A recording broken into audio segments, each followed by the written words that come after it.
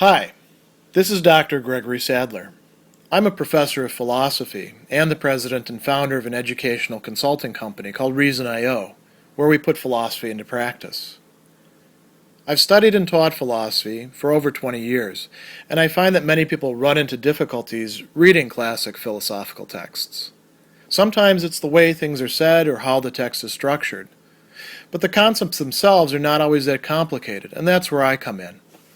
To help students and lifelong learners, I've been producing longer lecture videos and posting them to YouTube. Many viewers say they find them useful. What you're currently watching is part of a new series of shorter videos, each of them focused on one core concept from an important philosophical text. I hope you find it useful as well. Among the topics that Arthur Schopenhauer is going to consider in part 3 of his On the Basis of Morality, specifically in the chapter number 17 on the virtue of justice, is the conception of duty, Pflicht in German, something that has a very wide scope in a number of moral or ethical systems, but which Schopenhauer thinks has been misunderstood and, in effect, misused, in particular by Immanuel Kant. And so he'll talk at the beginning about the separation between so-called duties of law and duties of virtue, more correctly between justice and philanthropy, which was affected by Kant in so forced and unnatural a manner. And then he'll talk a little bit later about duties of law, duties of virtue, the latter also called duties of love or imperfect duties. And he says, this is really not the best way to make sense out of ethics or morality. This is a mistaken use of the term or the concept of duty. And instead, for justice and philanthropy or loving kindness, instead of talking about duties, we should talk instead of virtues, understood in a sort of architectonic, overarching sense. For Schopenhauer, there are two fundamental virtues, two cardinal virtues, as he's going to call them, justice and philanthropy or loving kindness. But he also says that these terms are, in the first place, at fault. Why? Because they coordinate the genus with the species. What does that mean? So genus, species, these are ways of classifying things, and the species is below the genus, you could say. You might also call the genus something that is wider, more abstract, encompasses more. So the species is something that fits into the genus, sort of like human being and animal, right? Human beings are animals. Not all animals are human beings. We can say similar things with these duties. And he says justice is also a virtue. And then he says, underlying these terms is the much too wide extension of the concept duty, which I will reduce to its proper limits. So Schopenhauer's conception of duty, in his view, rightly understood, is going to be a lot narrower than what other people make of that concept, of that term. And so when we get to that discussion, he begins by saying, this is the place, since we're trying to determine the concept of obligation, to determine that of duty, which is so frequently applied in ethics as well as in real life, and yet which is given too great an extension. What is too great an extension? It means that it is used to talk about, to apply to far too many things. We should more narrowly circumscribe or limit this conception. And he says that, how can we do this? Well, we found that wrong always consists in injury to another, whether to this person's freedom, property, honor, or their person itself. From this, it seems to follow every wrong must be a positive attack or a deed. Okay, so far so good. Now we're going to add something to the picture, which is going to help us see what duty is. He tells us that there are actions whose mere omission, the failure to do them, leaving them out, is a wrong. And those are what we call duties. So the things that we ought to do in relation to others, those are duties because we can't not do them without doing wrong to that person in some way. So he says, this is the true philosophical definition of the concept of duty, which, however, is deprived of every characteristic and thereby lost when, as in all previous morality, every mode of praiseworthy conduct is called duty, and thus it is forgotten that what is duty must also be indebtedness. So by talking about duties in a very broad scope and calling anything good that we would do a duty or a requirement, or there's a lot of other words for this, and he actually brings them up here. Duty, to deon in Greek, le devoir in French, Pflicht in German. We could also talk about the Latin officium. We could talk about the Stoic conceptions of appropriate acts, also translated as duty, to kathekonton, right? There's a lot of language available for this. Schopenhauer is saying it's been applied to far too much. We need to narrow it in on exactly this.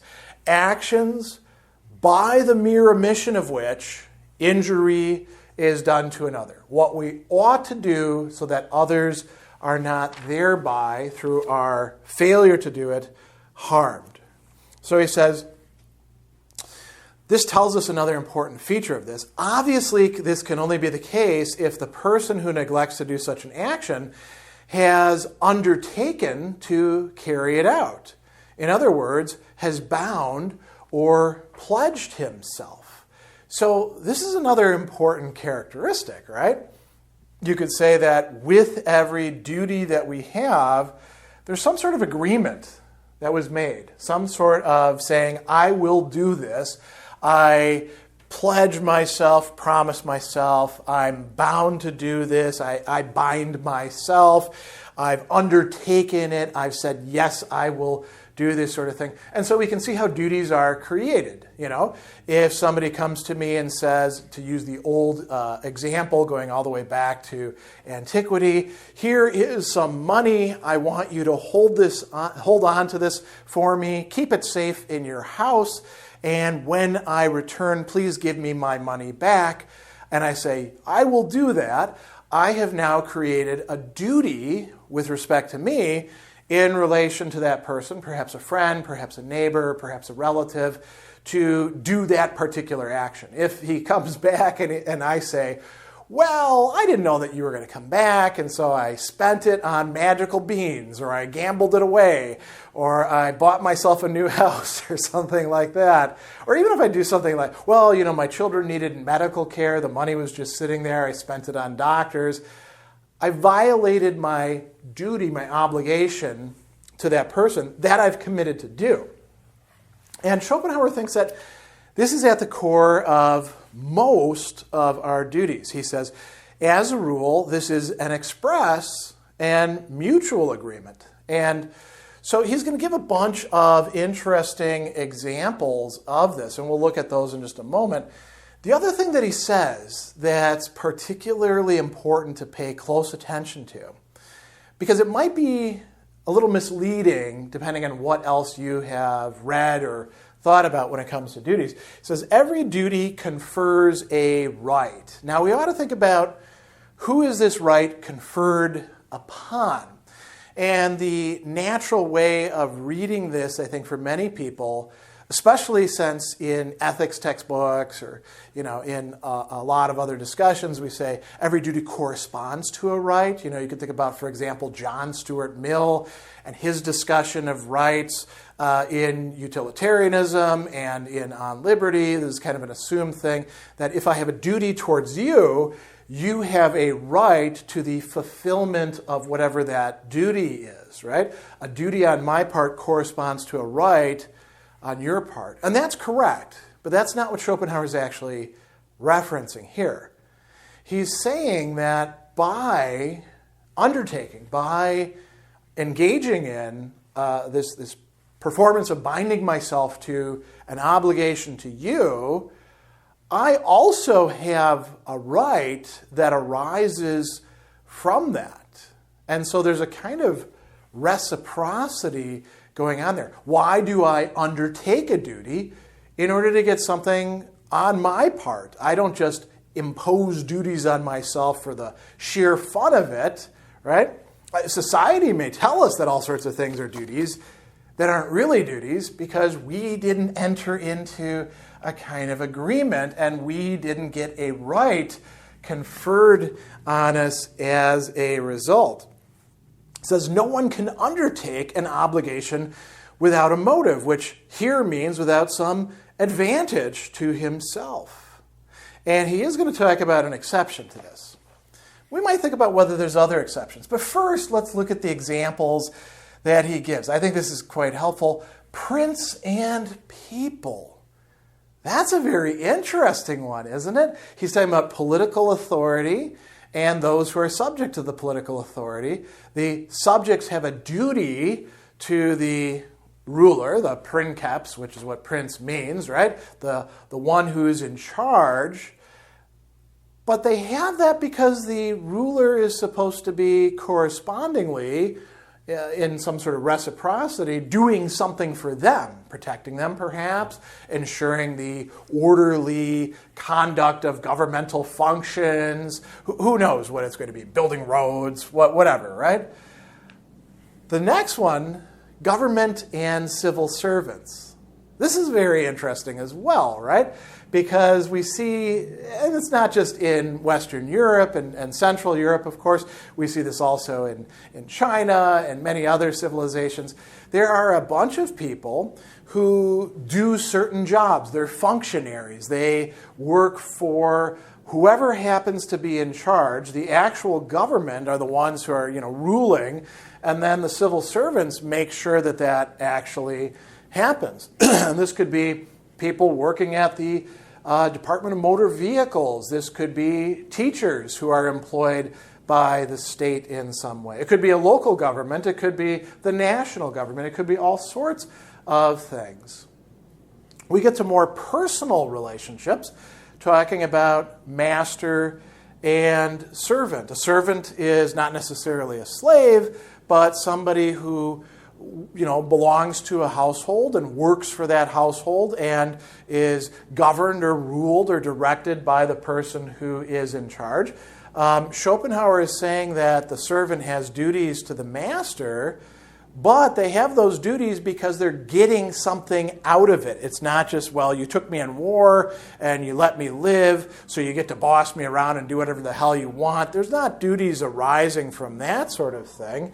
Then he brings up two very important professions within a lot of different societies, one of which is translated here, counsel, meaning lawyer, the one who works for you and advises you, helps you out, and client. And we might extend this to all sorts of other professions. Your financial planner, your life coach, whoever it is that is providing you with some guidance.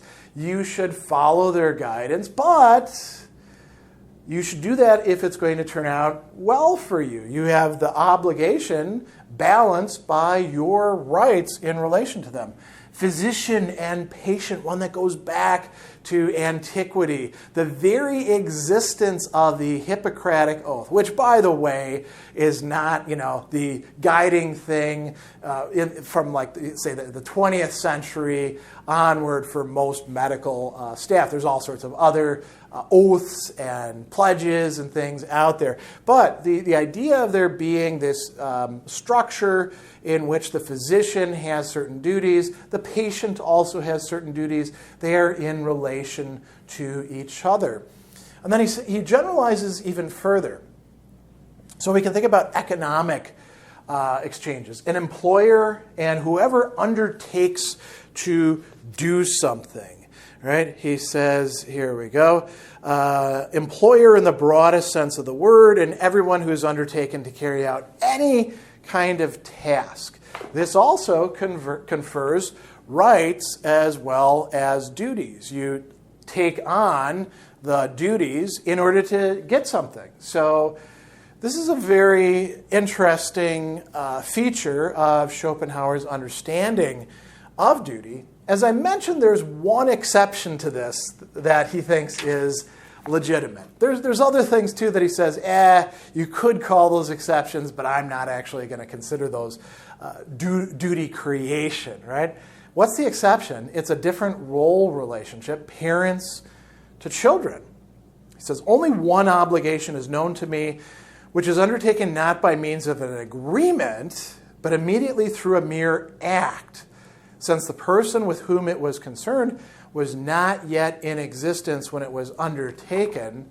Okay, well, that's the act of, not to put too fine a point on it, getting it on and generating a child, right? When you generate a child, you now have obligations to that child. You have duties to that child. And what is the primary duty that he talks about? Whoever brings a child into the world has a duty to support it until it is capable of supporting itself. And should this time never come, for example, in the case of one who's born blind, one who is handicapped, one who's lacking the mental faculties, and so on, then the duty also never comes to an end. He goes on to say, for by the mere non-provision of assistance, that is through an omission, he would injure the child. And he's not specifying, does this just mean food and water and shelter and clothing? No, he's not saying anything like that. It might include, providing an education. It might include providing a supportive and loving environment. It might, it might include all sorts of things that the parent is supposed to provide. And this all falls within this duty to support until a time of independence. Now, it's interesting to see that he says there's no agreement here, and yet the child also has a duty. So he says parents must also have a right as regards their children. And what is this? The basis of the children's duty of obedience to their parents. But later this duty also ceases. So, until you're 18 or whatever the age is going to be established, the parents have a duty to support, the children have a duty to obey. And that ends once the situation changes. And here he examines something else. He says, all right, so obedience doesn't have to be there anymore. What should it be replaced by? He says, gratitude. Now, is there a duty to gratitude? Good question. He goes on and he says, in its place will appear gratitude. Now, gratitude for what? Does every parent deserve gratitude? No, because gratitude is given, as he says, for what the parents did over and above their strict duty. So, if your parents, for example, have a duty to clothe you and they get you, burlap bags and sew them into, a uniform that you wear every day, they've satisfied that duty on a minimal level. The fact that all the other kids at school make fun of you and they're like, look at Johnny's sack shirt and stuff like that. Oh, they've at least satisfied the minimum requirement. Now, if your parents go and make you nice clothes or make the clothes fit well or, make sure that you don't just live on hand-me-downs or something like that. I'm thinking, for example, about my mother who used to sew us clothes, as did many people in that generation, particularly those from the lower to middle class at that time. She really took good care of that aspect of things. I should feel gratitude for that, right? Because she went over and above the minimum requirement. So gratitude is for showing benevolence, you could say. And he says, however unpleasant and even revolting a vice ingratitude may be, gratitude cannot really be called a duty. Why not? Well, because by not giving somebody gratitude, by not showing gratitude to them, you're not harming them. You're just not giving them something extra. He says that its omission causes no harm to another, hence is not a wrong. Moreover, the benefactor, the one who's doing the good thing, would inevitably be under the impression he was tacitly striking a bargain. So gratitude can't be a requirement. It can't be an obligation. It is something that's good to do, good to display, good to have, but there's no actual duty there. He does finish up by talking about reparation for harm, fixing things after you've screwed them up. And he says, reparation for harm done could be regarded as an obligation arising directly out of an action. And then he says, not really, though. As the elimination of the consequences of an unjust action, this reparation is a mere attempt to efface it, something purely negative, resting on the fact the action itself ought not to have taken place. So there isn't a duty on Schopenhauer's part, or in his mind, of reparation itself. It is a good thing to do, of course, or it's undoing a bad, you could say, right? But it's not a moral obligation. It's not a duty. And then he also talks about equity, as something that we don't need to take into account either. So this gives us a solid sense of what Schopenhauer means by this rather more restricted and, in his view, philosophically correct conception of duty, or, in this case, moral obligation to not fail to do actions that the omission of which would cause a harm or wrong to somebody else.